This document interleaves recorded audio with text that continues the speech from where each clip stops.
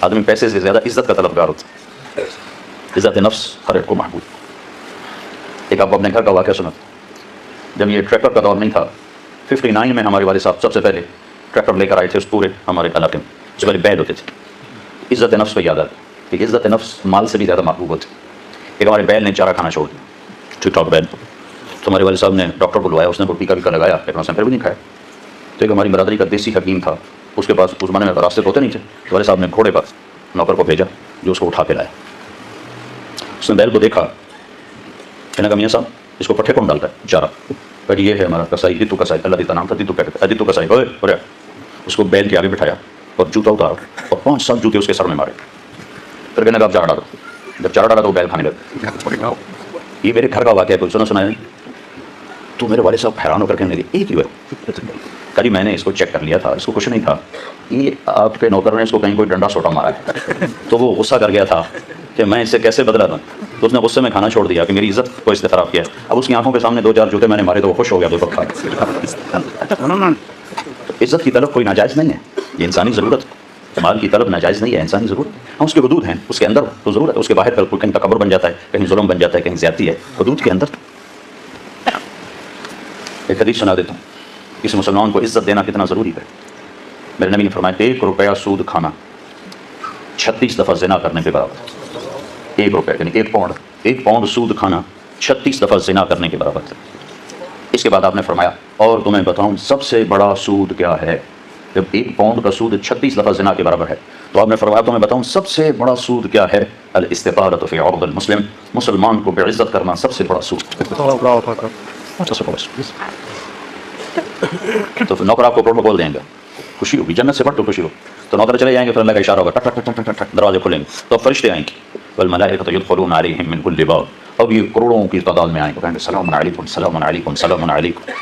چاروں طرف سے جب سلام ٹھوکیں گے کہیں گے بھائی تم نورانی مخلوق ہمیں سلام کیوں کر رہے ہو؟ کہیں گے بما صبرت, وہ جو آپ نے لندن میں صبر کی زندگی گزاری یہ اس کے بدلے میں ہمیں اللہ نے راجہ و سلام کہا. غفلت کے دیس میں آپ نے بیدار ہو کے زندگی گزاری, اندھیر نگری میں آپ نے اللہ کو سامنے رکھ کے زندگی گزاری.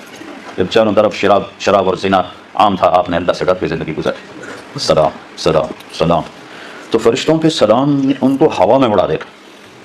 یہ میں پہلے دوبارہ کہہ رہا ہوں کہ عزت نفس, عزت کی طلب بہت بڑی طلب ہوتی ہے, مال سے بھی زیادہ, ڈگریوں سے بھی. تو فرشتوں کا سلام انہیں ہوا میں اڑا. فرشتے ابھی وہ اس سلام کا مزہ لے رہے ہوں گے کہ فرشتوں نے سلام کیا. آئیڈیل ہوں بتا رہا ہوں, آئیڈیل. ایک دم میرے رب کا عرش ایسے کھلے گا, ایک دم نور بھی نور چھا جائے. جو ایسے آنکھیں اٹھا کر دیکھیں گے واہ واہ واہ, اللہ سامنے ہوگا اور اللہ کہے گا سلام قول من رب الرحیم, اب تمہارا رب بھی تمہیں سلام پیش کرتا. اور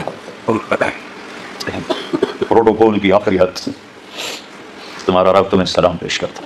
سلامان قولا من رب الرحیم, رب رحیم. اے میرے بندو, اے میری بندیو جنہوں نے دنیا میں مجھ سے ڈر کے زندگی گزاری, میں تمہارا رب تمہیں سلام پیش کرتا ہوں اور تمہیں مرحبا کہتا ہوں, تمہیں ویلکم کرتا ہوں.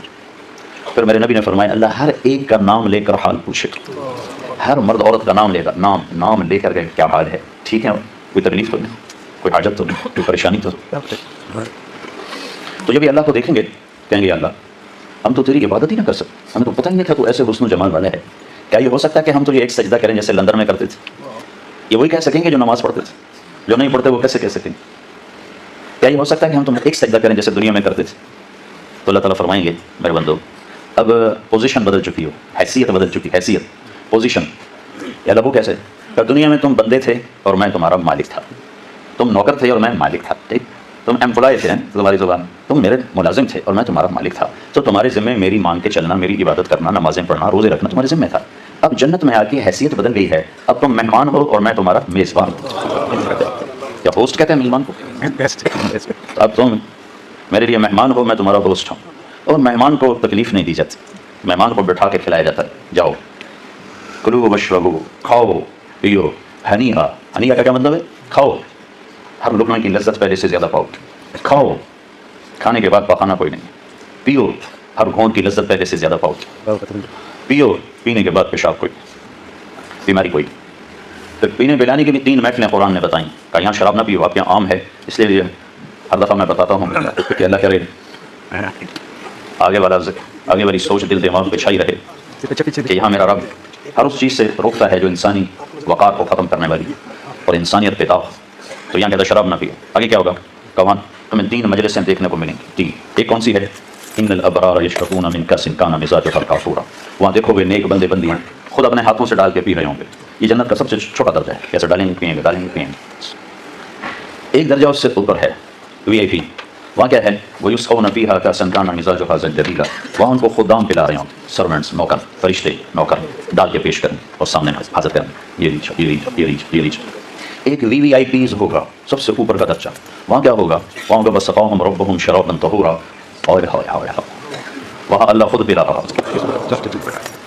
اللہ خود پلا.